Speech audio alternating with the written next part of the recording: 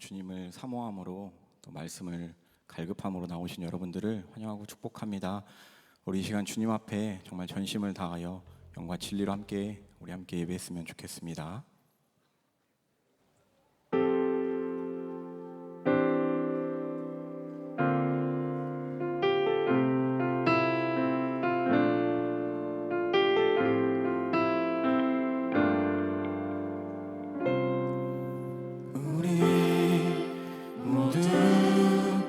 예배하는 자 되어 온전히 영과 진리로 주를 예배하자. 주가 우리와 함께 영원히 함께 하시고 마르지 않는 샘물로 우릴 채우시리. 우리 모두 예배하는 자 되어 온전히 영과 진리로 주를 예배하자. 주가 우리와 함께 영원히 함께 하시고 마르지 않는 샘물로 우릴 채우시리라.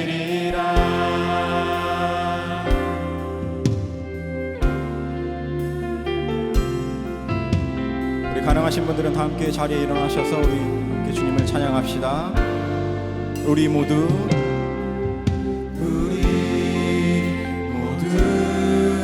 예배하는 자 되어 온전히 영과 진리로 주를 예배하자. 주가 우리와 함께 영원히 함께 하시고 마르지 않는 샘물로 우릴 채우시리. 우리 모두 예배하는 자 되어 온전히 영과 진리로 주를 예배하자.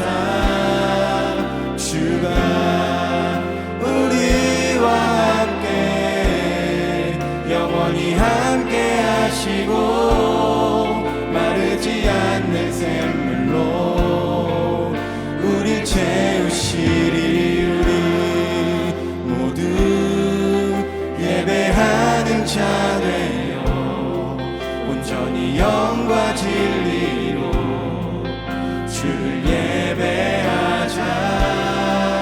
주가 우리와 함께 영원히 함께 하시고 마르지 않는 샘물로 우릴 채우시리라.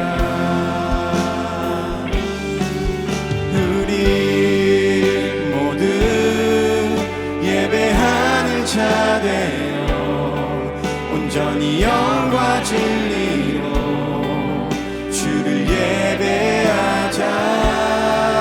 주가 우리와 함께 영원히 함께 하시고 마르지 않는 샘물로 우릴 채우시리. 우리 모두 예배하는 자 되어 온전히 영과 진리로 주를 예배하자. 주가 우리와 함께 영원히 함께 하시고 마르지 않는 샘물로 우리 모두 예배하는 자 되어 온전히 영과 진리로 주를 예배하자. 주가 우리와 함께 영원히 함께 하시고 마르지 않는 샘물로 우릴 채우시리라.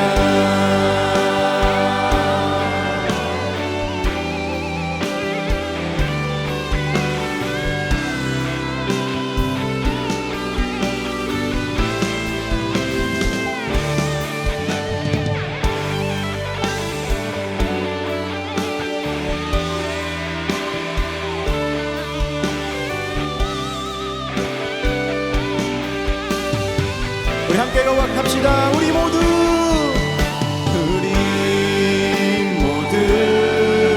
예배하는 자 되어 온전히 영과 진리로 주를 예배하자. 주가 우리와 함께 영원히 함께 하시고 마르지 않는 샘물로. 우리 한 번 더 우리 모두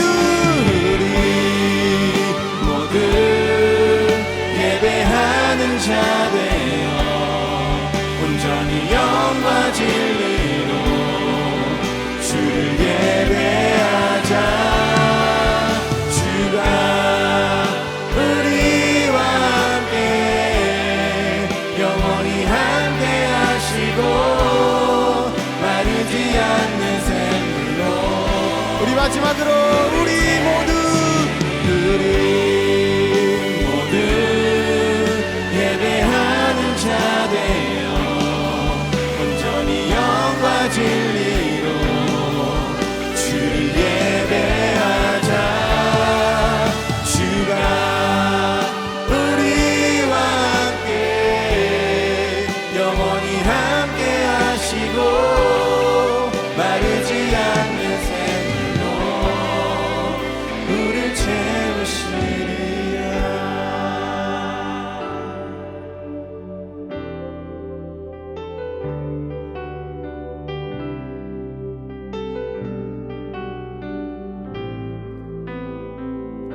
우리를 채워주실 주님을 찬양합니다. 아멘.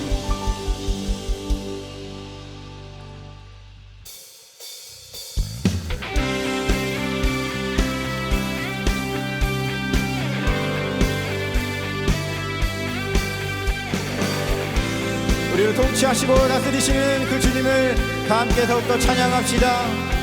주가 통치하시고 다스리시는 나라. 주를 향한 찬양이 멈추지 않는 고통과 아픔이 없는 하나님 나라. 먼저 그의 나라와 그의 의를 구할 때 모든 것 더하리라 말씀하신 주. 세상 염려 내려놓고 주께 경배해. 만왕의 왕 되신 예수여 내 안에 임하소서. 주의 나라 내게 임할 때 나 외쳐 선포해. 하나님의 나라 내 안에 이루소서. 주가 다스리시는 그 나라. 주의 나라 임할 때 모든 두려움 사라져. 내 안에 주의 나라 세우시네.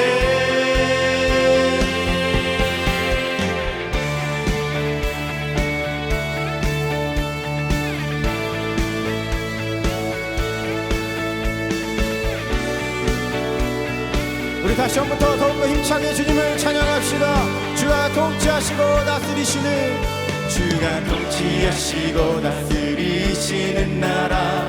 주를 향한 찬양이 멈추지 않는 고통과 아픔이 없는 하나님 나라. 먼저 그의 나라와 그의 의를 구할 때 모든 것 더하리라 말씀하신 주.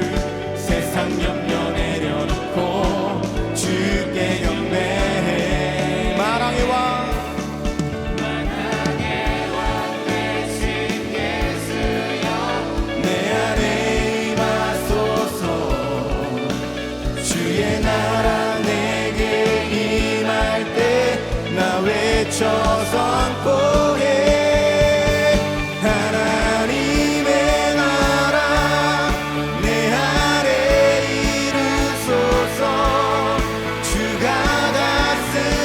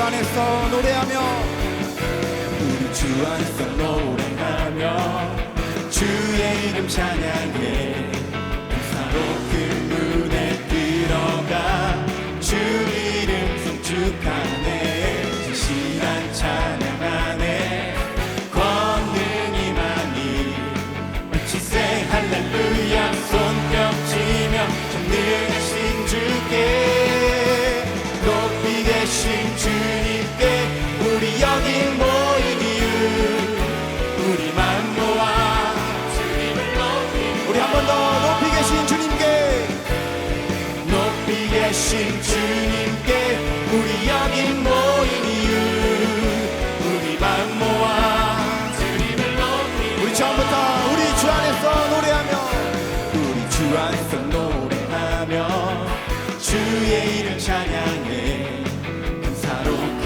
문에 들어가 주 이름 송축하네 진실한 찬양 안에 권능이 많이 외치세 할렐루야 손뼉치며 전능하신 주께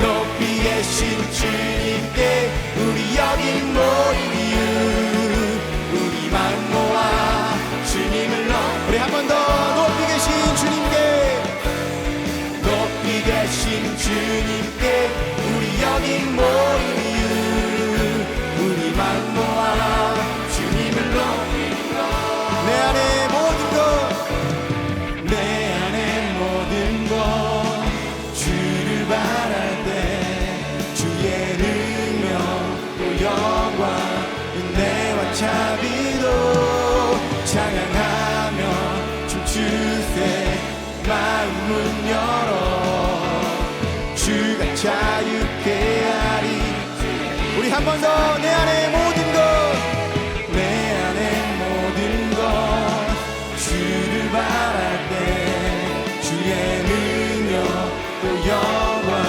은혜와 자비로 찬양하며 춤추세 마음 문 열어 주가 자유케 하리 주의 이름 찬양해 우리 높이 계신 주님께 우리 여기 모인 이유 우리 마음 모아 우리 한 번 더 높이 계신 주님께 높이 계신 주님께 우리 여기 모인 이유 우리 마음 모아 주님을 높이는 것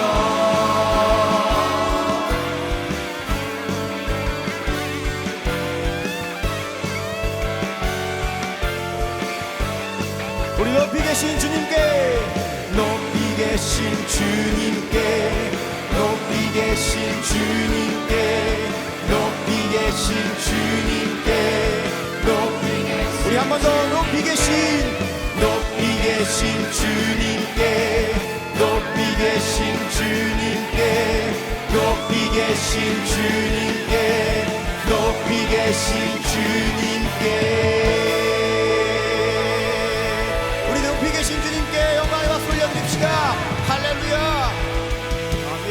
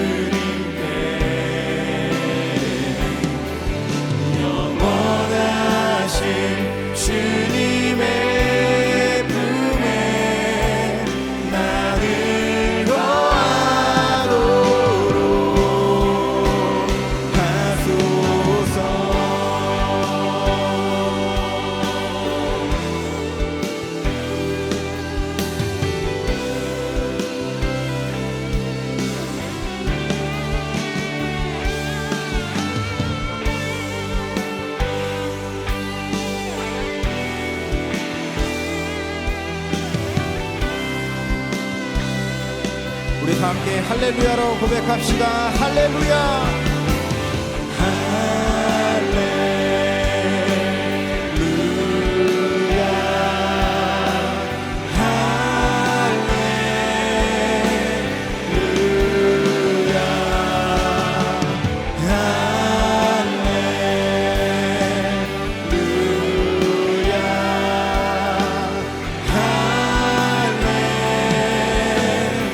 우리 한 번 더 할렐루야 할렐루야.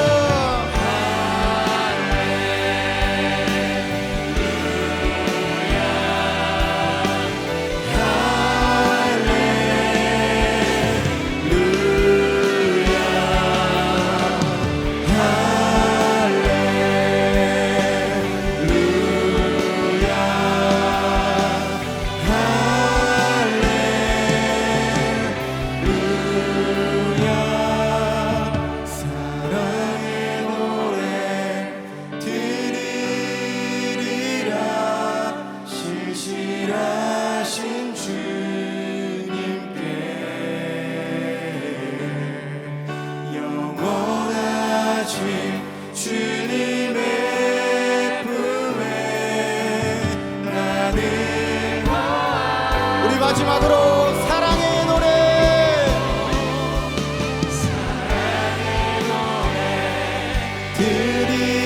드리리라. 신실하신 주님께 영원하신 주님의 품에 나를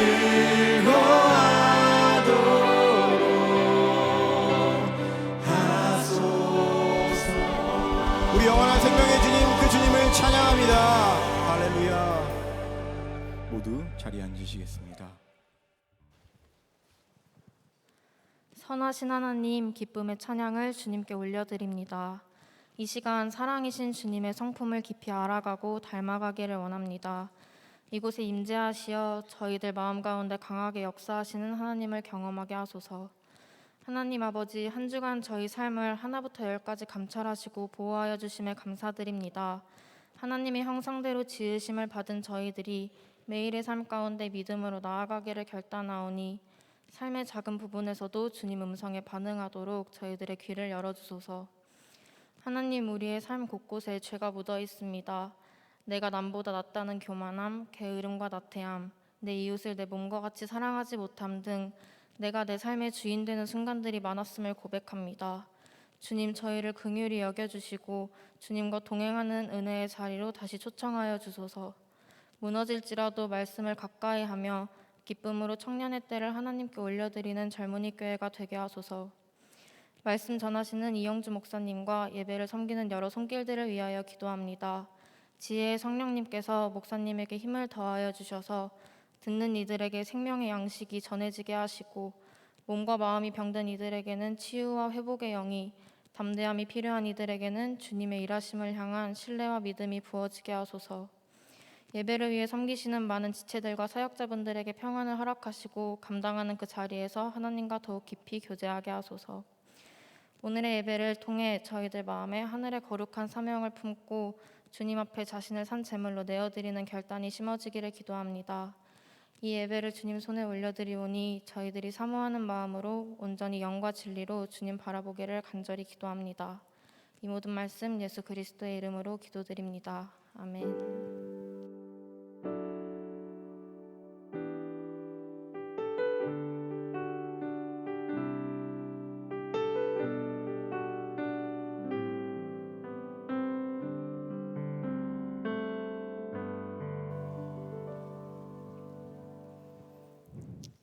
예배에 나오신 여러분을 모두 환영하고 축복합니다. 특별히 예배에 처음 오신 새가족분들을 진심으로 환영합니다. 예배의 모든 순서가 끝난 후 본당한 찬양대석으로 오시면 새가족 안내를 받으실 수 있습니다. 먼저 아쉬운 소식을 전하고자 합니다. 990001 또래를 신실하게 섬겨주셨던 김슬기 전도사님께서 선한목자 젊은이교회에서 사역을 마무리하고 사임하십니다. 전도사님께서 앞에서 인사하실 때 하나님께서 발걸음을 인도하시고 건강을 지켜주시길 사랑의 마음을 담아 큰 격려의 박수 부탁드립니다.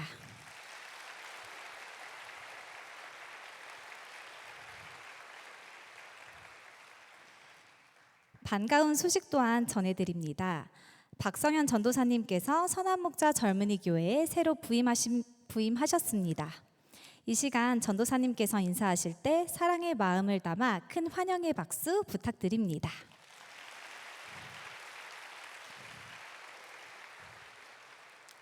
다 함께 하나님을 경외하는 마음으로 자리에서 일어서시겠습니다. 오늘 우리에게 주시는 하나님의 말씀은 마가복음 9장 1장 9절에서 11절까지입니다. 그때 예수께서 갈릴리 나사렛으로부터 와서 요단강에서 요한에게 세례를 받으시고 곧 물에서 올라오실새 하늘이 갈라짐과 성령이 비둘기같이 자기에게 내려오심을 보시더니 하늘로부터 소리가 나기를 너는 내 사랑하는 아들이라 내가 너를 기뻐하노라 하시니라. 아멘. 하나님의 말씀입니다. 네, 감사합니다. 젊은이 교회 예배 오신 여러분들 환영하고 축복합니다. 오늘 말씀을 이렇게 성경 봉독을 하고 난 다음에 설교자가 서야 되는데 오늘 저는 설교자는 아닙니다. 오늘 설교하시는 목사님 이렇게 소개해 드리려고 나왔습니다. 하나님께서 우리 젊은이 교회 귀한 목사님을 이렇게 보내주셨습니다. 이영주 목사님 비서실에서 사역하시고 그 사역을 마치시고 이제 오늘부터 젊은이 교회 여우수아 공동체를 담당하게 되십니다. 목사님, 사모님 가정에 두 자녀가 있는데 쌍둥이 딸이에요. 아직 갓난아기 쌍둥이 딸인데 우리 목사님 말씀 사역자로 이렇게 모실 때 하나님께 감사한 마음 그리고 목사님 가정을 축복하고 환영하는 마음으로 우리 박수로 모시도록 하겠습니다.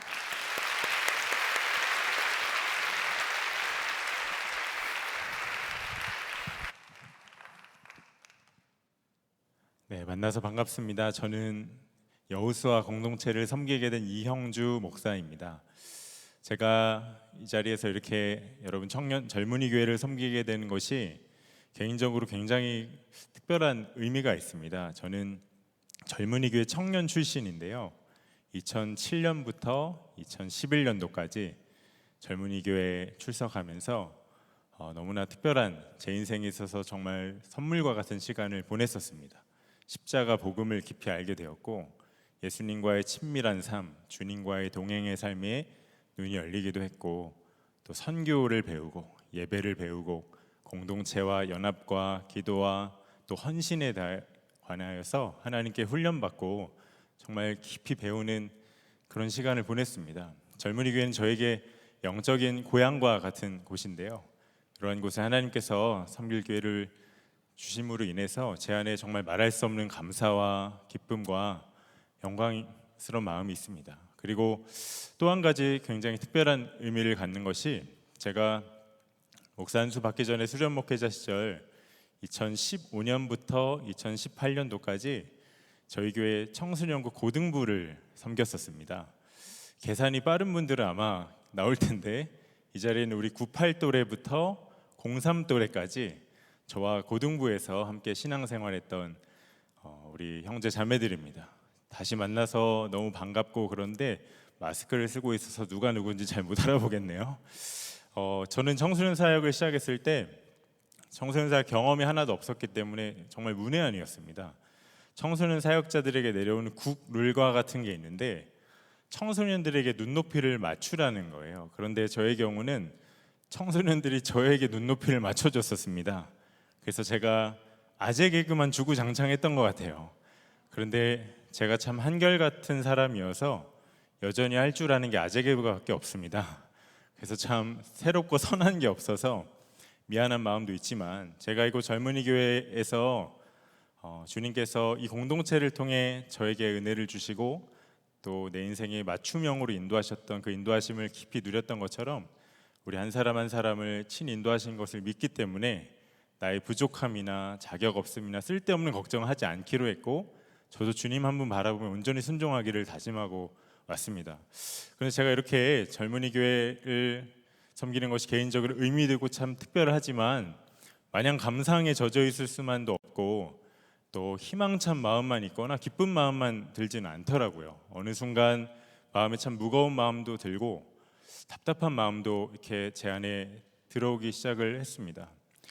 알 수 없는 부담감과 비장한 마음도 들더라고요. 왜냐하면 지금 여러분과 같은 이 시대의 청년들 안에 절망이 굉장히 많기 때문입니다.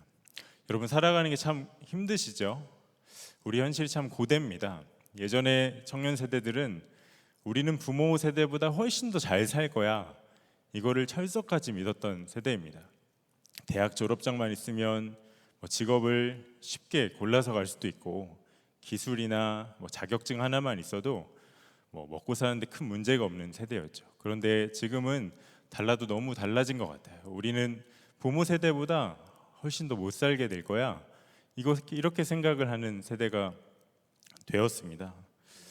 통계가 그걸 말해주고 암울한 전망도 참 많죠. 그리고 우리가 코로나를 2년 넘게 겪으면서 취업문도 좁아지고 사회로부터 얻을 수 있는 기회도 너무 많이 적어졌습니다. 그리고 또 한 가지, 요즘 우리 청년 세대가 이전에 그 어느 세대보다 상대적인 박탈감이 참 많아진 세대인 것 같아요. 제가 얼마 전에 책을 읽었는데 제목이 인스타그램에는 절망이 없다였습니다. 제목부터 여러분 느낌이 오죠. 근데 그 책에 이런 내용이 있더라고요. 아무리 하루살이가 팍팍한 청년이라 하더라도 가끔은 해외여행을 떠나거나 도심에서 호캉스를 즐긴다. 한 달에 한 번쯤은 뜨는 동네의 핫플레이스를 찾아가 아늑한 공간에서 화려한 저녁을 즐긴다. 사람에 따라서는 악착같이 돈을 모아서라도 명품 시계나 가방 하나는 갖고자 하나 날씨 좋은 날의 여행만큼은 포기하지 않는다. 궁금합니다. 이렇게 살아가는 청년들이 몇 명이나 될지. 여러분 혹시 이와 같은 이미지들을 여러분들의 SNS 계정에서 어렵지 않게 볼 텐데 그것들을 보면서 삶의 소망이 생긴다거나 여러분의 삶의 문제가 해결된다거나 마음 안에 있는 그런 공허함이 해결되는 분 있으신가요? 아마 분명히 나는 지금 뭐 하고 있는 건가, 마음이 더 울적해지고 우울해지고 절망감이 더 깊게 드는 분이 훨씬 더 많이 있을 겁니다. 그런데 우리 앞가림도 제대로 하기 힘든 이 청년의 세대에 왜 다들 그렇게 하지 못해 안 달리죠? 소외되기 싫으니까, 유행에 뒤처지지 않고 정말 인싸가 되고 싶은 마음이 너무나 강하게 있으니까. 그래서 그렇게 인증샷을 올려야지 잠시나마 내가 사회의 변두리가 아니라 중심부에 살고 있고 내가 지금 잘 살고 있다는 위안감을 조금이나마 느낄 수 있으니까 그렇습니다. 우리의 본성이 그렇죠. 나니아 연대기로 유명한 C.S. 루이스, 20세기 최고의 기독교 지성인데 그가 1944년도에 영국 런던 대학교의 킹스 칼리지에서 강의를 했는데 이너링이라는 강의를 했습니다. 번역하면 중심부라는 뜻이겠죠. 어떤 분들은 이 강의가 정말 역사적인 의미를 갖는다 평가도 하던데, 왜냐하면 당시에 프로이트가 인간의 모든 욕구는 성적인 욕망에 따라 움직인다 이렇게 해석했을 때 이 루이스는 사람의 행동의 모든 태도와 기초의 그 근간은 인싸가 되고 싶은 마음, 중심부에 들어가고 싶은 마음이 있다고 보았기 때문이에요. 여러분 왜 남들보다 더 빠르게 핫플에 가고 싶습니까? 몇 시간을 기다려서라도 커피 한 잔 마시고 왜 인증샷을 올리고 싶죠? 그리고 좋은 대학, 또 명문 대학, 좋은 직장 왜 들어가고 싶으십니까? 오늘 또래 모임 하는데 또래 안에서 혹은 셀 모임에서 왜 인기 많은 지체와 친해지고 싶은 마음이 들죠? 그리고 교회 다니다 보면 유기성 담임 목사님이나 김다희 목사님을 만나면 왜 같이 그렇게 사진을 찍고 싶은 겁니까? 우리 안에 중심부에 들어가고 싶은 본능이 있기 때문에. 그러나 안타깝게도 우리 현실은 절대 그렇지 못합니다. 내 마음은 원하지만 정말 중심이 되고 싶고 인정받고 싶고 인싸가 되고 싶지만 내 바로 옆에 있는 직장 동료만 봐도 나보다 훨씬 더 뛰어나고 잘난 사람이 있고 나는 절대 사회의 중심부에 들어갈 수 없게 만드는 그런 사람들이 너무나 많죠. 중심부에 들어갈 거면 아무것도 갖지 못한 것 같은 내가 아니라 모든 것을 다 갖고 있는 저 친구, 저 형제, 저 자매, 그 사람이 들어가야지 나는 아닌 것 같아요. 절망감만 더 드는 겁니다. 여러분, 우리가 사는 세상은 경쟁 사회입니다. 이 말은 끊임없이 다른 사람과 나를 비교한다는 거죠. 내 존재 가치를 다른 어떤 것이 아니라 다른 사람과의 비교를 통해서 결정을 해요. 심지어 태어나는 순간부터 모든 게 다 비교 대상이 됩니다. 저희 집에 하나님께서 선물로 주신 일란성 쌍둥이 딸 아이가 있습니다. 지금 저 위에 있는데 아마 아빠가 누군지도 모를 거예요. 네. 근데 태어나는 순간부터 육아를 하면서 자연스럽게 비교가 돼요. 시아와 주아 중에 누가 먼저 뒤집기를 했으며, 누가 더 소화를 잘 시키며, 누가 더 눈이 크며, 누가 아빠를 닮아 성품이 더 좋으며, 계속해서 막 비교를 하게 되더라고요. 뭐 가정뿐일까요? 여러분 학교에서는 어떠세요? 저와 친한 신학교 동기가 있습니다. 제 기준에는 정말 공부를 안 했어요. 그런데 이 친구가 고등학교 때 정말 전국의 최상위권의 성적을 유지했던, 그래서 오직 목표는 이게 법 쪽에서 일하고 싶어서 서울대 법대 하나만 놓고 공부를 열심히 했던 친구인데, 재수하고 삼수에도 간당간당하게 안 돼서 결국 하나님께 서원한 게 있어서 신학교를 입학을 했습니다. 저에게 뭐 형이죠. 수석 입학해서 수석 졸업하고. 그런데 어느 날 제가 물었습니다. 형은 왜 이렇게 공부를 잘해? 했더니 잊고 싶은데 잊혀지지 않는 한마디를 해요. 형주야, 그냥 이해가 돼. 이 형은 세상이 정말 쉬운 거예요. 저는 밤을 새서 해야 될 걸 조금 잠이 올 때까지만 해도 되는 거예요. 하나님 불공평하시다는 생각 들죠? 하나님 왜 내 저장 용량은 플로피 디스크로 만들어 주시고 저 형은 기본은 528기가에 외장 하드까지 주셨나? 원망이 됩니다. 절망이 되고.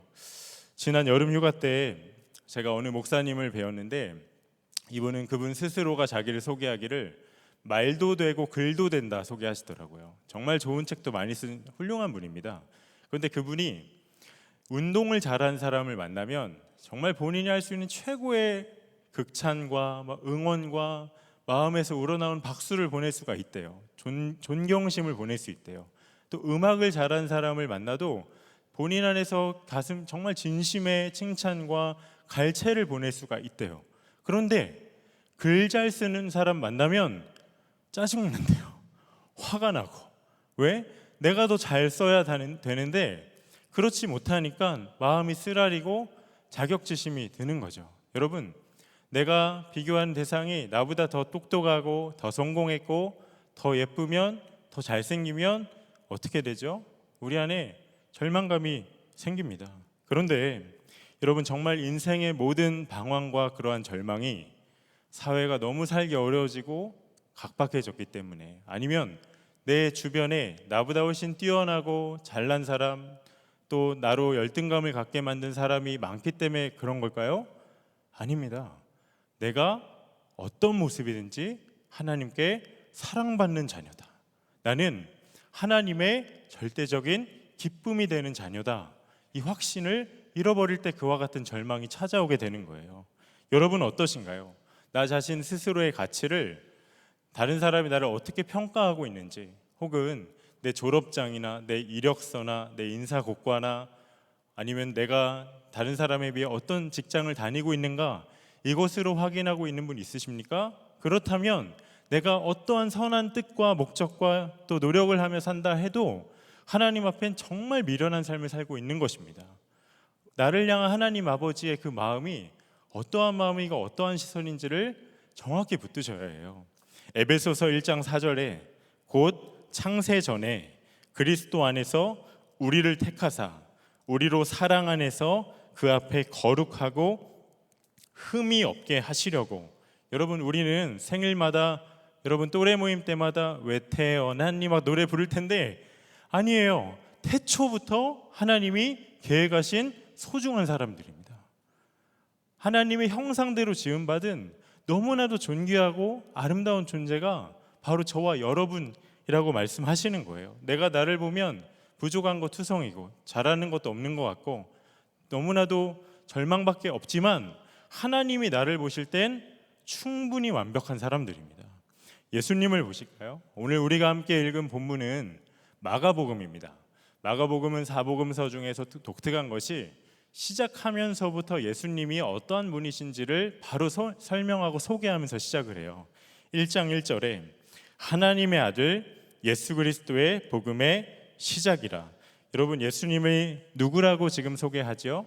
하나님의 아들이 되시고 만왕의 왕이 되신다 말씀합니다. 그런데 그 하나님의 아들이 되시고 만왕의 왕 되신 예수님이 이제 공생애를 시작하면서 30이 되셨을 때 요단강가에 나와 세례 요한에게 세례를 받으시죠. 그때 세례를 받는 순간 하늘에 열리고 성령께서 비둘기와 같이 임했다 말씀하고 있습니다.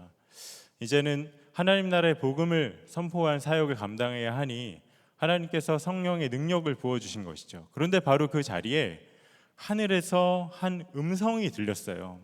11절에 하늘로부터 소리가 나기를 너는 내 사랑하는 아들이라 내가 너를 기뻐하노라 하시니라. 여러분, 이게 누구의 음성이죠? 하나님 아버지. 여러분, 황홀하지 않나요? 세상의 그 누가 아니라 이 세상을 창조하시고 정말 창조주가 되시고 만왕의 왕이 되시고 가장 존귀하고 높으신 하나님께서 사랑의 고백을 그 아들에게 하고 계신 거예요. 그런데 이 말씀을 묵상하면서 참 의아한 것이 있었습니다. 왜? 예수님은요, 우리 기준으로 봤을 땐 어떠한 사랑받을 자격이 하나도 없으시기 때문에 인스타에 올릴 만한 걸 아무것도 하지 않으셨어요. 이력서에 쓸 거 하나도 없으세요. 그리고 뭐 그분이 사회의 중심부에 들었나? 아니요. 사람들은 예수님이 누군지도 모르셨어요. 출신 성분도 변변치 않아요. 전도, 뭐 병자를 고치는 사역 시작도 하시기 전이에요. 그런데 아무것도 하지 않은 그 예수님께 하나님께서 너는 나의 사랑이고 나의 아들이고 내가 너를 기뻐한다 말씀을 해주신 겁니다. 여러분, 우리가 이거를 어떻게 설명을 할 수 있죠? 이유는 딱 하나입니다. 그분이 하나님의 아들이시니까. 하나님은 예수님 한 분 사랑함으로 인하여 만족하셨어요. 부족할 게 없으셨어요. 너무도 그 아들을 사랑하셨어요. 여러분, 그와 같은 부모, 아버지가 계시면, 부모님이 계시면 정말 세상 부러울 게 하나 없겠지요? 그런데 너무나 놀라운 것이 성경은 예수님을 믿는 저와 여러분도 하나님의 자녀라 말씀을 하십니다. 요한복음 1장 12절에 영접하는 자, 곧 그 이름을 믿는 자들에게는 하나님의 자녀가 되는 권세를 주셨으니. 자녀된 권세, 여러분, 이건 엄청난 권세입니다. 내가 어떠한 상황과 형편에 있든지 하나님을 아버지 하며 담대히 부르며 나아갈 수 있기 때문이에요. 혹시 여러분 마음 가운데 목사님, 저는 하나님이 너무나 엄격하고 또 무서운 분으로 여겨지는데 이런 제가 정말 하나님의 자녀가 된 게 맞나요? 그렇게 생각하는 분 계실지 모르겠어요. 로마서 8장 15절에 너희는 다시 무서워하는 종의 영을 받지 아니하고 양자의 영을 받았으므로 우리가 아빠 아버지라고 부르짖느니라.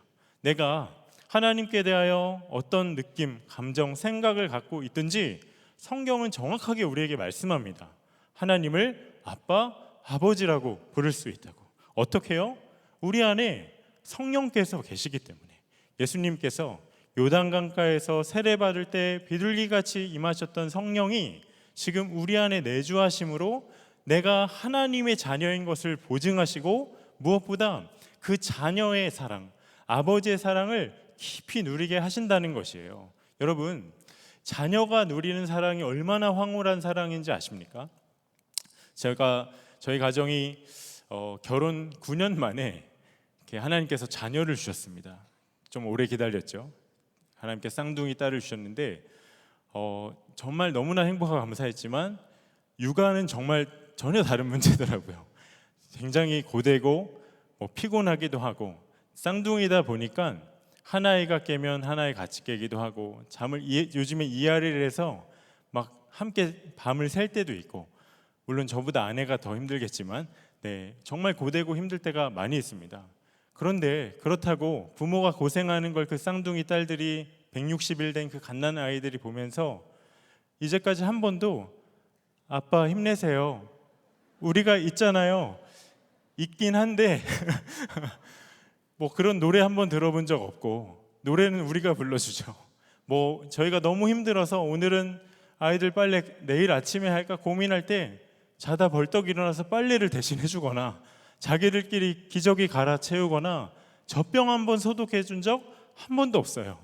여러분, 너무 불합리해서 파업해야 되는 거 아닙니까? 열정페이보다 더한 거 아니에요? 절대로 그렇지 않습니다. 내가 아이에게 도움받은 거 하나도 없지만 그냥 바라만 봐도 너무 기쁜 거예요. 똥을 싸도 너무 예뻐요. 정말 그 아이들 그냥 존재만으로도 너무나 기쁘고 너무나 사랑스러워요. 왜 그렇죠? 저에게 하나밖에 없는 자녀들이니까요. 하나님이 우리로 누리기를 원하시는 사랑이 이와 같은 사랑이에요. 아무것도 하지 않아도 정말 내가 사랑받고 있다고 확신하는 그 사랑. 여러분, 기억하십시오. 하나님의 날량한 사랑의 근거는 나에게 있지 않아요. 내가 대단한 일을 하고 엄청난 성적을 받고 남들이 정말 우러러볼 만한 어떤 이미지를 올리고 경험을 하고, 아닙니다. 날량한 사랑의 근거는 하나님께 있어요. 내가 어떤 것도 하기 전에 하나님 날 사랑하기로 작정하셨죠. 그런데 너무나 안타까운 것이 우리는 그 사랑을 너무 쉽게 오해합니다. 하나님 체면이 있으시지, 나같이 부족한 게 많고 주목받지 못한 사람을 사랑하시는 게 맞을까? 내가 이 모양 이 꼴로 살고 있는데, 다른 사람 모르는 은밀한 죄와 부끄러운 과거가 있는데 내가 하나님께 정말 사랑받는 존재가 맞을까? 의심하고, 삶이 조금만 힘들어지고 또 강팍해져도 하나님 나를 관심 없으실 거야, 설마 내 이름을 아시긴 할까? 의심하고 하나님께 서운한 마음을 갖습니다. 하나님 정말 그런 분이실까요? 제가 초등학교 시절을 태안반도에 있는 안면도에서 자랐습니다. 그때 4학년 때로 기억하는데 아버지께서 대전에 가서 전자상가에서 꽤 비싼 좋은 카메라를 하나 사 오셨었어요. 너무나 애지중지 달아서 카메라를 막 장롱에 넣었다가 꺼냈다가 다시 넣어놓고 막 그렇게 아껴서 썼었습니다. 그런데 그해 여름 방학 때 학교에서 숙제를 내줬는데 자유 주제로 포트폴리오를 하나 만들어 오는 것이었습니다. 그런데 아버지가 먼저 저에게 제안을 하시더라고요. 안면도 이렇게 시골 곳곳을 다니면서 길가에 있는 들의 꽃을 촬영해서 그걸 한번 포트폴리오로 만들어 보자. 그래서 식물도감이랑 사진기 하나 들고 정말 그 여름에 시간이 날 때마다 시골길 곳곳을 누비면서 이렇게 촬영을 하러 다녔었습니다. 그런데 제가 정말 신기하고 놀랐던 것이, 평소에는 길가에는 꽃에 초등학생이 관심이 있겠어요? 관심 1도 없었는데 정말 많은 꽃들이 있더라고요. 길가에, 언덕에, 교회 뒷산에, 바다 해안가 근처에, 도로변에 정말 많은 꽃들이 있었습니다. 그런데 여러분, 더 놀랍고 신기한 게 뭔지 아세요? 그 꽃들마다 다 이름이 있는 거예요. 저희가 청담동 가로수길에서 사진 찍은 게 아니라 안면읍 승원이 가로수에서 사진 찍었던 거예요. 요즘 제일 핫한 서울숲에서 찍은 게 아니라 안면도에 인적도 없고 사람들이 알지 못하는 깡촌의 숲에서 찍은 꽃들인데 이름이 있더라고요. 식물도감에서 하나둘 그걸 찾아가면서 발견하고 기록하는 게 얼마나 흥미롭던지. 여러분, 길가에 아무도 눈길조차 주지 않는 그 꽃도 이름이 있는데, 예수님도 말씀하셨죠. 오늘 있다가 내일 아궁이에 던져질 들풀도 내가 하나님께서 이렇게 자라게 하시고 기르시거든 하물며 꽃보다 비교할 수 없이 소중한 우리는 어떻겠습니까? 태초부터 계획하셨고 하나님의 형상대로 지음받았고, 또 나를 그 누구보다 잘하시는 하나님이 나의 아버지가 되시고 내 걸음마다 인도하시고, 들의 풀 누가 관상용으로 기르거나 물 준 것도 아닌데 아름답게 잘 자라는 것처럼 우리의 삶의 모든 걸음마다 정확하게 우리를 먹이시고 입히시고 길러주시는 하나님이 나의 아버지신데 우리가 어떻게 하나님의 사랑을 의심할 수 있겠으며 내 이름조차 아실까? 이것을 어떻게 생각하고 하나님께 서운한 마음을 가질 수가 있을까요? 하나님 그런 분 아니십니다. 스바냐 3장 17절에 그가 너로 말미암아 기쁨을 이기지 못하시며 너를 잠잠히 사랑하시며 너로 말미암아 즐거이 부르며 기뻐하시리라. 여러분, 하나님은 내가 어떠한 모습과 어떤 형편이든지 나를 기뻐하시는 분이세요. 기쁨을 이기지 못해 너무나도 즐거워하시는 그런 분이세요. 그러니 나의 존재를 너무나 낮게 생각하고 우울하게 만들고 낮은 자존감에 살게 만드는 사단과 세상과 자아의 소리는 차단하고, 예수님께서 세례 받으실 때 하늘로부터 들렸던 그 소리, 너는 내 사랑하는 아들이고 내가 너를 기뻐한다. 여러분, 이 소리를 들어야 우리가 살 줄로 믿습니다. 그런데 오늘 우리가 이 말씀 가운데 한 가지 더 꼭 붙들어야 할 것이 있습니다. 우리가 하나님께 정말 자녀 아들과 같은, 그와 같은 사랑을 받는 것도 맞지만, 여러분, 놀라운 게 뭔지 아세요? 우리는 그 아들보다 더 큰 사랑을 받는 자들이라는 거예요. 사도 바울이 로마서 8장 31절에서 이런 고백을 했습니다. 그런즉 이 일에 대하여 우리가 무슨 말 하리요? 만일 하나님이 우리를 위하시면 누가 우리를 대적하리요? 우리가 이제 무슨 말을 더 하리요? 우리를 향한 하나님의 사랑이 정말 어처구니 없을 만큼 크고 놀랍다는 것이죠. 그런데 뒤에 이어진 고백이 좀 연결이 잘 안 되는 것 같아요. 누가 우리를 대적하리요? 여러분, 우리가 하나님께 큰 사랑을 받는 그러한 존재가 맞지만, 하나님께서 날 사랑하신다고 해서 내 인생에 날 대적하는 시험과 유혹과 고난이 아예 사라지는 게 아니라는 거예요. 여러분, 예수님께서 그 요단강가에서 세례 받으신 직후에 어디로 가셨는지 아십니까? 마가복음 1장 12, 13절에 성령이 곧 예수를 광야로 몰아내신지라. 광야에서 40일을 계시면서 사탄에게 시험을 받으시며 들짐승과 함께 계시니 천사들이 수종들더라. 어디 가셨죠? 광야로 시험 받으러 가셨어요. 여러분, 사단은 하나님께 사랑받는 우리가 그 하나님으로부터 멀어지도록, 하나님과의 관계를 끊으려고 정말 배고픈 사자처럼, 우는 사자처럼 우리 삼킬 자를 지금도 찾아 헤매이고 있습니다.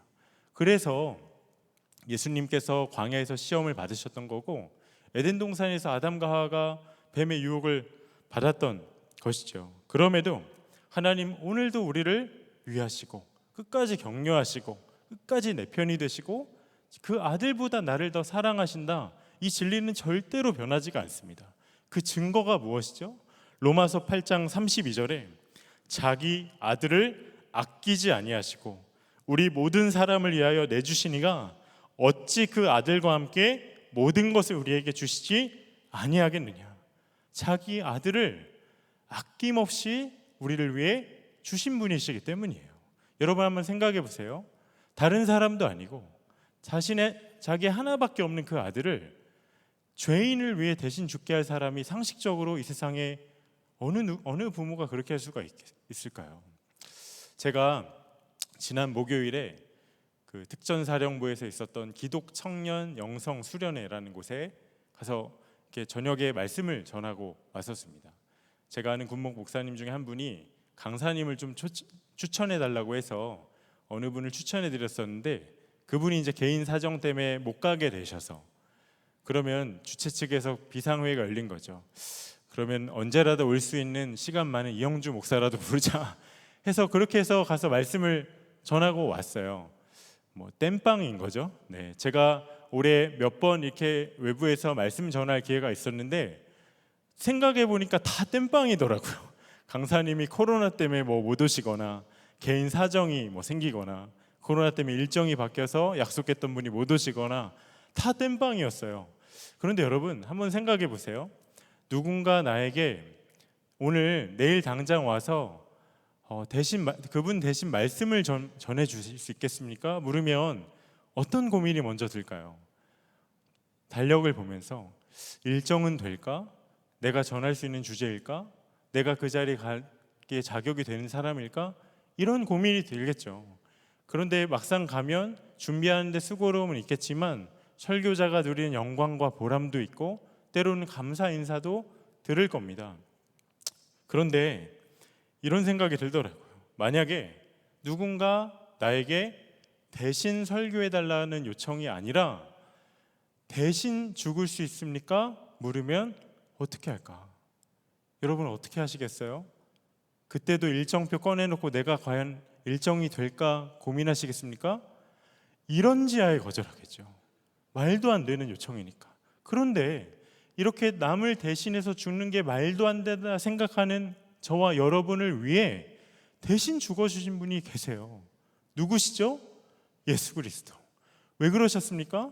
고린도후서 5장 21절에 하나님이 죄를 알지도 못하신 이를 우리를 대신하여 죄로 삼으신 것은 우리로 하여금 그 안에서 하나님의 의가 되게 하려 하심이라.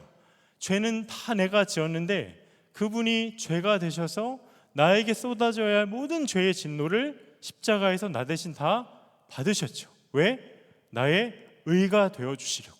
그러니 내가 예수 그리스도를 믿으면 하나님 이젠 더 이상 더럽고 너무나 죄 가운데 정말 뭉개져 있는 나를 보시지 않고 내 안에 계시며 나의 의가 되시는 그 예수님을 보시면서 이 아들이 정말 의롭구나, 정말 나의 사랑이구나, 기쁨이구나 말씀하실 수가 있는 것입니다. 그런데 여러분 한 가지가 너무 궁금해요.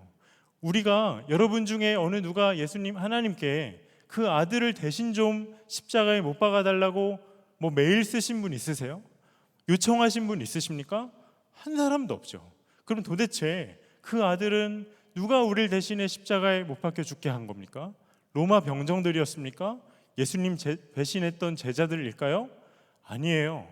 이는 내 사랑하는 아들이요 내 기쁨이라 말씀하셨던 하나님 아버지.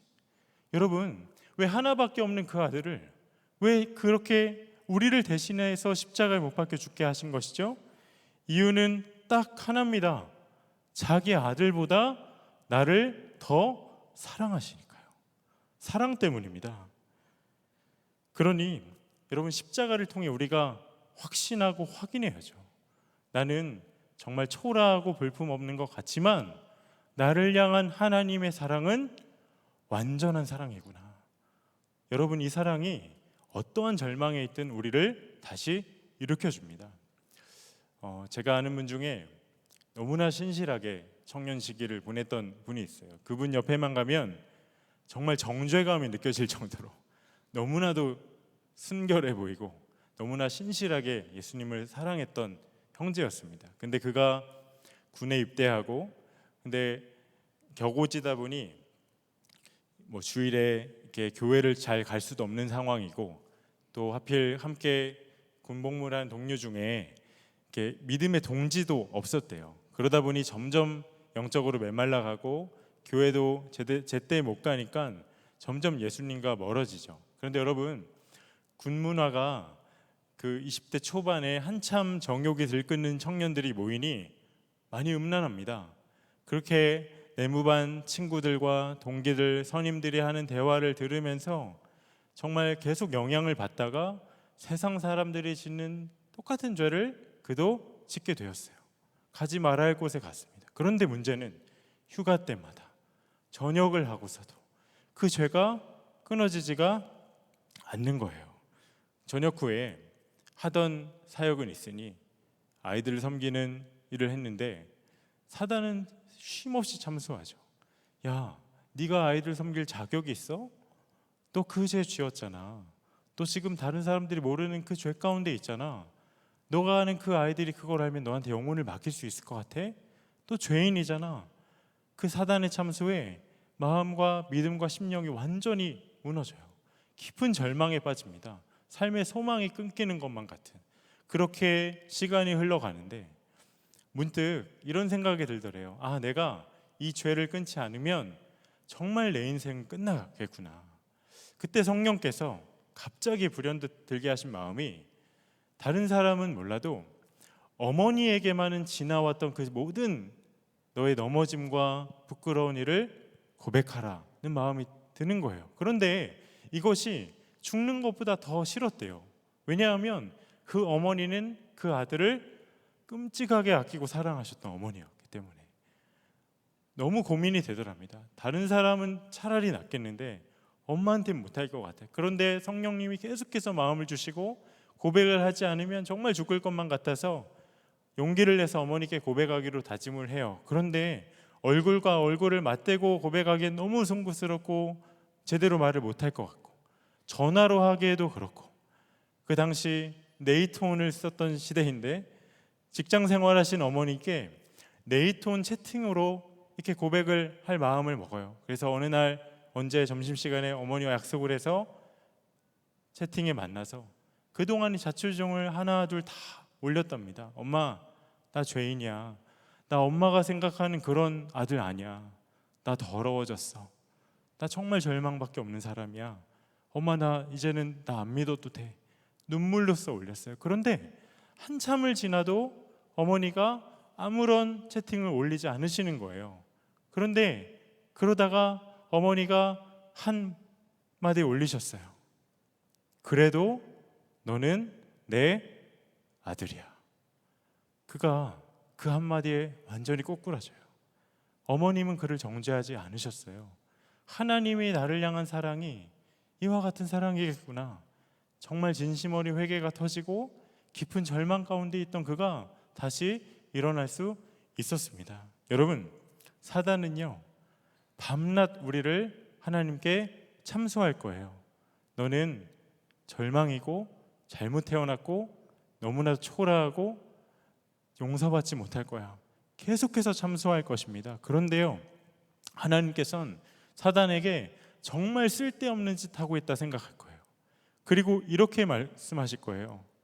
그래도 그는 내 아들이야. 그래도 그는 내 사랑스러운 딸이야. 내가 그가 그 모양 그 꼴로 사는 거 다 알아.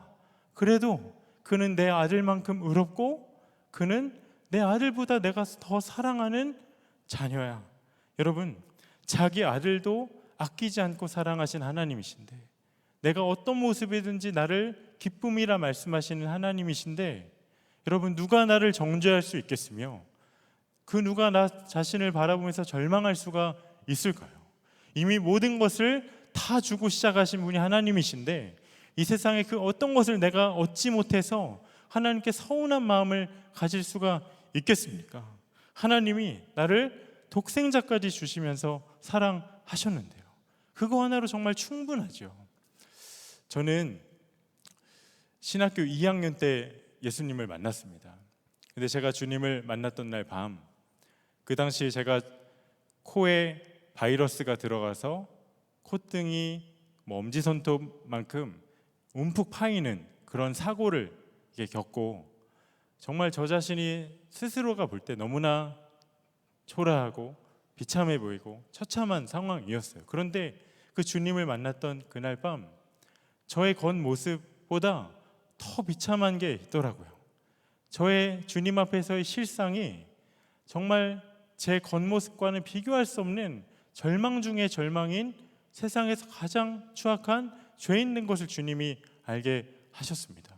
근데 그날 십자가를 바라보는 눈을 활짝 열어주시면서 주님이 깨닫게 하신 것이, 이렇게 절망밖에 없는 나를 사랑하시는, 자기 아들보다 나를 더 사랑하셔서 그 아들을 나를 대신해 죽게 하시는 하나님의 사랑이 도대체 얼마나 완전하고 큰 사랑인가.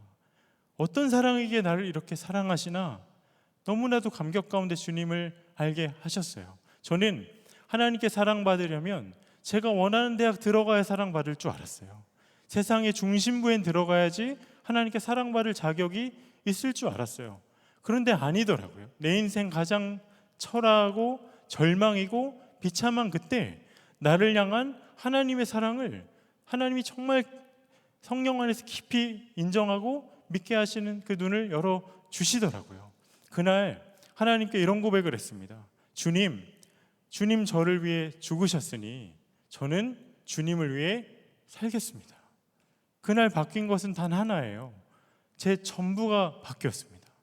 여러분, 여러분의 이력서, 성적표, 졸업장, 인사곡과 그것이 주님으로 하여금 내가 사랑받게 만들 어떠한 지위와 자격과 조건이 되지 않아요.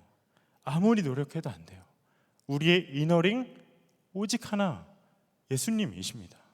여러분, 그 예수님 안에 있으면 나로 절망하게 만드는 그 어떤 절망 다 사라져요.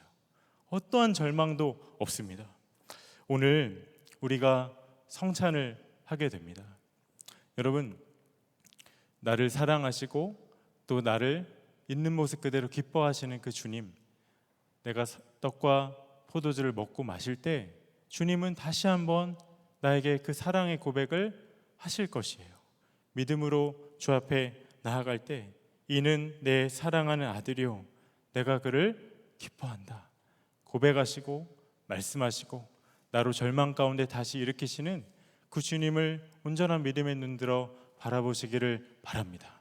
이 시간 우리 함께 성찬 받기 전에 합심해서 기도하면 좋겠습니다. 여러분, 혹시 이 자리 가운데 정말 절망 가운데 있는 분이 있으십니까? 나 자신을 보면서 또 다른 사람과의 비교함으로 또 삶을 살아가는 그 직장과 부르심의 자리에서 나로 절망하게 만드는 것들로 인해 마음이 무너지고 자격지심 가운데 힘없이 앉아있는 분이 있다면 예수님께 하나님이 들려주셨던 그 음성, 이는 내 사랑하는 아들이요 내가 그를 기뻐하노라, 그 음성이 이 시간 들려지는 은혜가 있기를 원합니다. 이 시간 우리 함께 기도할 때 주여, 자기 아들보다 나를 더 사랑하시는 하나님 아버지의 마음을 온전히 붙들게 하여 주옵소서. 내 삶의 모든 절망이 나와 항상 함께 하시는 주님으로 인하여 이제는 소망의 이유가 되고 찬양의 이유가 되는 삶의 완전한 역전을 허락하여 주옵소서. 우리 주님의 이름을 한번 간절히 부르짖고 합심하여 기도하시겠습니다. 주여, 아버지 하나님, 그렇습니다. 하나님, 우리 사랑하는 우리 정연한 사람 한 사람을 기억하소서.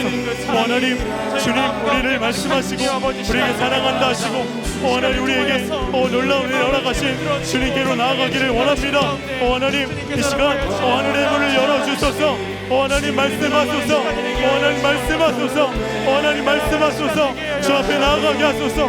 하나님 절망 가운데 하나님 다시 일으키소서. 주님 붙들며 나가는 시간 되게 하여 주시옵소서.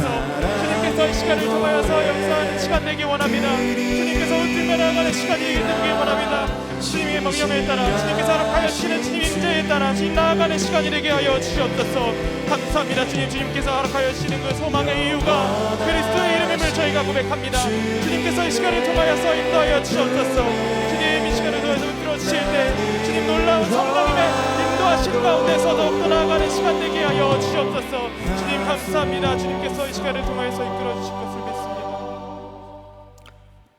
하나님 아버지, 오늘 우리를 이 귀한 식탁에 초대해 주셔서 진심으로 감사드립니다.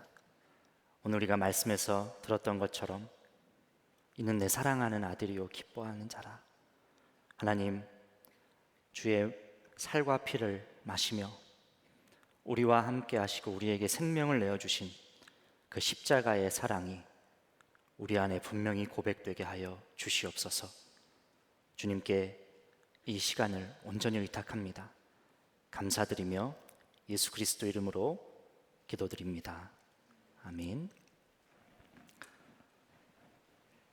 예수님께서 잡히시던 밤 감사 기도를 하신 후에 떡을 떼어 제자들에게 주시며 말씀하셨습니다. 이것을 받아 먹으라. 이것은 나의 몸, 너희를 위한 내 몸이니 이것을 먹을 때마다 나를 기념하여라 하였습니다. 식후에 잔을 드시고 예수님께서 말씀하셨습니다. 이것을 받아 마시라. 이것은 많은 사람을 위하여 죄 사함을 위하여 흘리는 나의 피, 곧 새 언약의 피니 이것을 마실 때마다 나를 기억하여라 말씀하셨습니다. 오늘 이 약속의 말씀에 의지하여 떡과 포도즙을 나누겠습니다. 떡과 포도즙을 받으신 후에는 바로 드시지 마시고 십자가를 묵상하시며 목사님들께서 낭독해 주시는 말씀에 귀를 기울이시기 바랍니다. 그리고 함께 우리가 성찬을 받도록 하겠습니다. 나는 하늘에서 내려온 살아있는 떡이니 사람이 이 떡을 먹으면 영생하리라. 내가 줄 떡은 곧 세상의 생명을 위한 내 살이니라 하시니라. 우리가 축복하는 바 축복의 잔은 그리스도의 피에 참여함이 아니며 우리가 떼는 떡은 그리스도의 몸에 참여함이 아니냐. 떡이 하나요 많은 우리가 한 몸이니 이는 우리가 다 한 떡에 참여함이라. 친히 나무에 달려 그 몸으로 우리 죄를 담당하셨으니 이는 우리로 죄에 대하여 죽고 의에 대하여 살게 하려 하심이라. 그가 채찍에 맞음으로 너희는 나음을 얻었나니. 하나님의 사랑이 우리에게 이렇게 나타낸 바 되었으니 하나님이 자기의 독생자를 세상에 보내심은 그로 말미암아 우리를 살리려 하심이라. 여러분을 위해 주신 우리 주 예수 그리스도의 몸이 여러분을 영생에 이르도록 보호해 주십니다. 그리스도께서 여러분을 위해 죽으셨음을 기억하면서 믿음과 감사로 이 떡을 받으시기 바랍니다.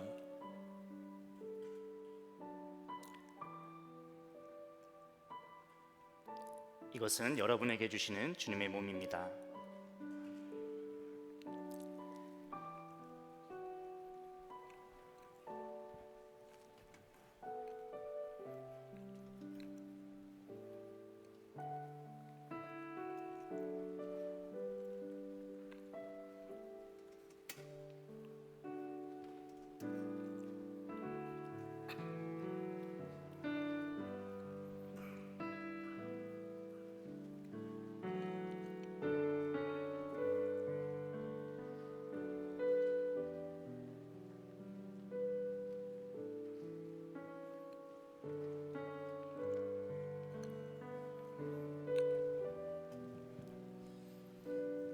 나의 자녀들아, 내가 이것을 너희에게 쓰면 너희로 죄를 범하지 않게 하려 함이라. 만일 누가 죄를 범하여도 아버지 앞에서 우리에게 대언자가 있으니 곧 의로우신 예수 그리스도시라. 그는 우리 죄를 위한 화목 제물이니 우리만 위할 뿐 아니요 온 세상의 죄를 위하심이라. 이보다 모든 사람이 받을 만한 이 말이여, 그리스도 예수께서 죄인을 구원하시려고 세상에 임하였다 하였도다.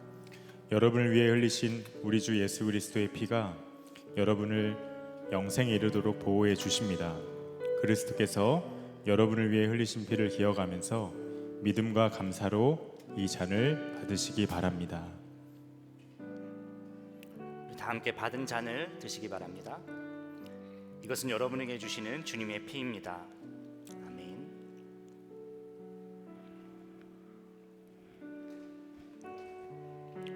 드신 잔은 옆에 홈에 넣어 주시길 바랍니다. 기도하겠습니다. 하나님 아버지, 우리를 사랑하셔서 생명까지 아끼지 않으시는 그 하나님의 사랑을 찬양하고 그 사랑에 우리의 감사의 고백을 올려드립니다. 오늘 우리가 주님의 몸과 피를 마시며 주님과 연합된 존재임을 확인하였습니다. 이제는 예수 십자가의 생명을 지닌 자로 이 땅을 담대하게 살 뿐만이 아니라 죄의 권세를 이기며 살아가는 우리들 모두가 되게 하여 주시고, 더 이상 사단의 속삭임이나 세상의 목소리에 귀를 기울이는 것이 아니라 하나님 말씀에 따라 하나님 음성에 순종하며 살아가는 저희들 되게 하여 주시옵소서. 주님께서 오늘 이 자리에 함께한 모든 이들 가운데 충만함으로 함께하여 주사 우리가 세상 속에 그리스도인으로 주의 빛과 소금의 아버지 그 증거하는 자로 증인의 삶으로 우리 모두가 살게 하여 주옵소서. 드려지는 예물과 아버지 또 우리의 마음을 드린 그 중심이 하나님께 기쁨이 되게 하여 주시고, 곳곳에 정말 주님의 영광만이 드러나게 하여 주시고, 선교사님들의 삶을 구별하여 지켜주셔서 주 예수님과 동행하는 은혜와 기쁨이 있는 삶이 되게 하여 주시기를 원하고, 하나님 이 나라와 이 민족이 정말 주님을 경외하는 백성, 주님을 사랑하는 민족으로 살아가게 하여 주옵소서. 특별히 하나님, 큰 태풍이 올라오고 있습니다. 주님, 이 나라를 긍휼히 여겨주시고 하나님, 정말 모두가 안전할 수 있도록 하나님께서 생명을 지켜주시고 피해가 가지 않도록, 많은 이들의 눈물이 아버지 나오지 않도록 하나님께서 보호하시고 주관하여 주시옵소서. 감사합니다. 모든 것을 주께 맡겨드리며 예수 그리스도 이름으로 기도드렸습니다. 아멘. 우리 다 같이 일어나셔서 찬양하겠습니다.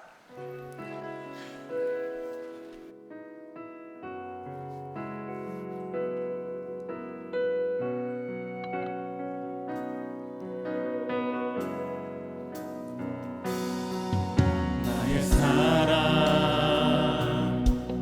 너는 어여쁘고 참 귀하다. 너는 보석보다 귀하다. 내가 사랑스럽지 않을 때 너를 온전히 사랑하고 너와 함께하려 내가 왔노라. 주의 사랑, 주의 사랑,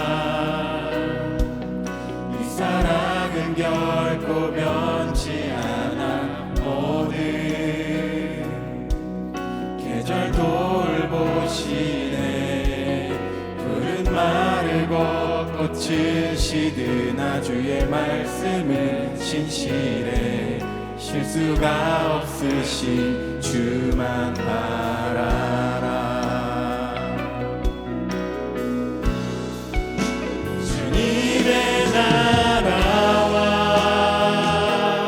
뜻이 나의 삶 속에 임하시며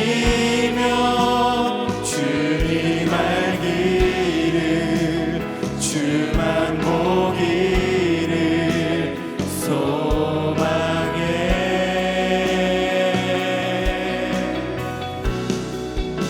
거룩히 살아갈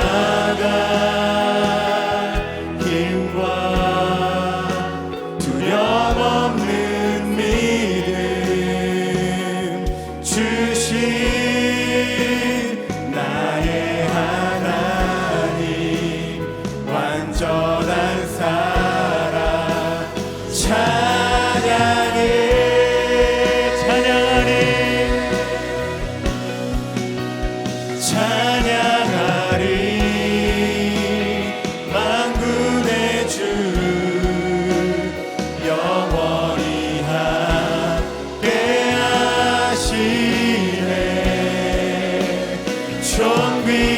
존귀하신 사랑의 왕, 영원히 통치하시네. 찬양하리, 찬양하리. 만군의 주 영원히 함께하시네.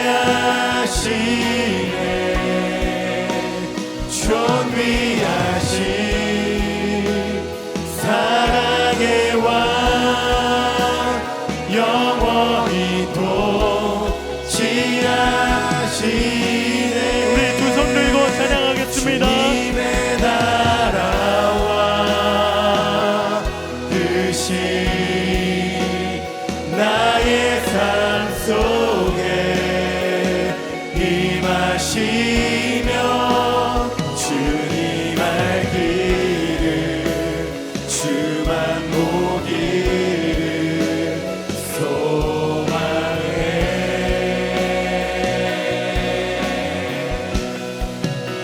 거룩히 살아갈 힘과 두려움 없는 믿음 주신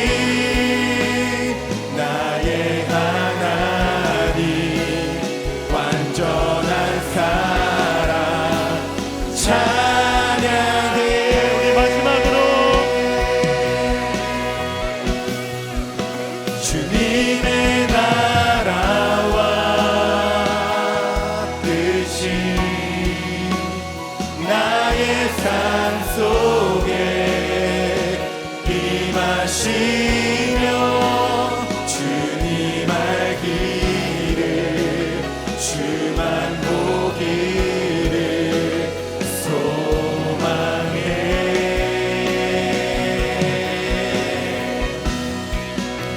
거룩히 살아가 힘과 두려움 없는 믿음 주신 나의 하나님 완전한 사랑 찬양해.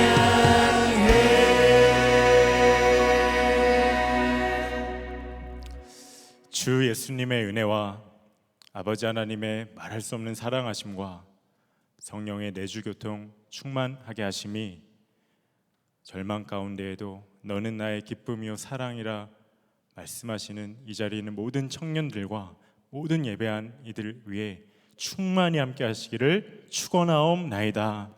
아멘.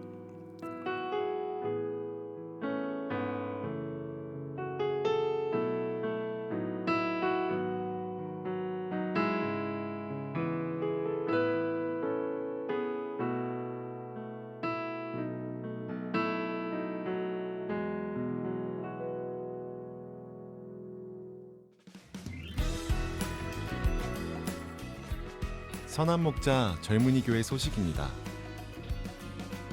2022 하반기 제자학교가 개강합니다. 재정학교, 예배자학교, 기도학교, 신정자를 모집하니 자세한 사항은 홈페이지 및 카톡 광고를 확인하여 주시길 바랍니다. 다니엘처럼 셀 세론을 9월 11일까지 모집합니다. 하나님 나라를 위해 대한민국에 헌신할 현직 공무원 및 수험 청년들을 초대합니다.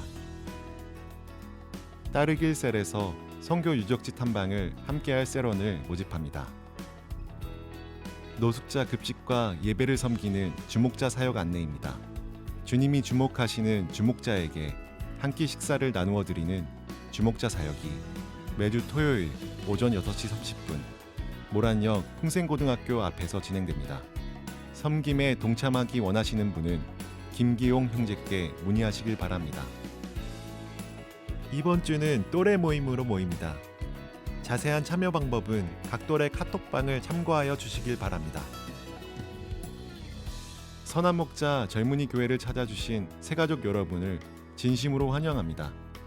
예배 후 지하 3층 본당 찬양대석에서 새가족 안내를 받으실 수 있습니다. 예배의 모든 순서를 마쳤습니다. 이번 한 주도 예수님과 동행하는 한 주 되시길 바랍니다.